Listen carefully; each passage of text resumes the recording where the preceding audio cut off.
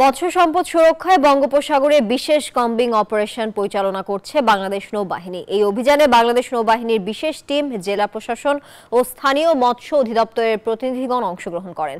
জেলেদের সচেতন করা সহ উদ্ধার করা হয় বিপুল সংখ্যক কারেন্ট জাল। রতন দাসের ছবিতে চট্টগ্রাম থেকে নয়ন বড়ুয়া জয়ের আরেকটি প্রতিবেদন। বঙ্গোপসাগরের বহির্নোঙরে এবার নৌবাহিনী জাহাজ ও বোটের মাধ্যমে বিশেষ কম্বিং অপারেশন পরিচালনা করছে নৌ সদস্যরা। সাগরে মাছের প্রজনন বাড়াতে এমন উদ্যোগ তাদের। মঙ্গলবার সকাল থেকে নৌবাহিনীর টানা অভিযানে উদ্ধার করা হয় বিপুল পরিমাণ অবৈধ জাল। একই সাথে জনসচেতনতামূলক প্রচারণা চালানো হয়।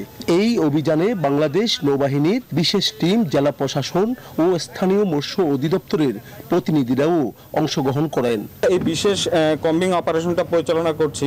আমাদের যে 10 মিটার মানে কম গভীরতায় যে মাছগুলো বা যে পোনাগুলো রয়েছে বা অন্যান্য যে সামুদ্রিক জীববৈচিত্র্য রয়েছে সেগুলোকে রক্ষা করার জন্য। অভিযানে এই পর্যন্ত সর্বমোট ৭৪,৩২,৫,১০০ টাকা মূল্যের অবৈধ জাল ও মাছ জব্দ করা হয়।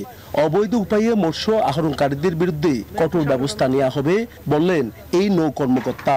জেলেদেরকে আহ্বান জানাচ্ছি যেন তারা বৈধ জাল ব্যবহার করে মৎস্য আহরণ করে এবং যারা অবৈধ জাল ব্যবহার করছে তাদের বিরুদ্ধে আমরা কঠোর ব্যবস্থা নিব বলে সিদ্ধান্ত নিয়েছি।